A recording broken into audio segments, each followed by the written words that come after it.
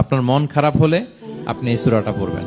আমাদের এরকম অনেক সময় হয় না যে হতাশ, দেয়ালে পিঠ ঠেকে গেছে, কোনো বের হওয়ার রাস্তা নাই, কই যাব, কোথাও সফলতা নাই, সবাই আমাকে ভুল বুঝতেছে, এরকম মাঝে মাঝে হয় না? আমাদের সবার লাইফে আপস এন্ড ডাউনস আছে। আপনি যখন ভারাক্রান্ত হবেন, কষ্টে থাকবেন, এই সূরাটা পড়বেন, দেখবেন যে আপনার ডিপ্রেশন দূর হয়ে গেছে। তো আল্লাহর হাবিব সাল্লাল্লাহু আলাইহি ওয়াসাল্লাম যখন এরকম ভারাক্রান্ত ছিলেন, চিন্তিত ছিলেন, তখন আল্লাহর হাবিব সাল্লাল্লাহু আলাইহি ওয়াসাল্লামকে চিন্তামুক্ত করবার জন্য আল্লাহ তাআলা এই চমৎকার সূরাটি নাযিল করেছেন।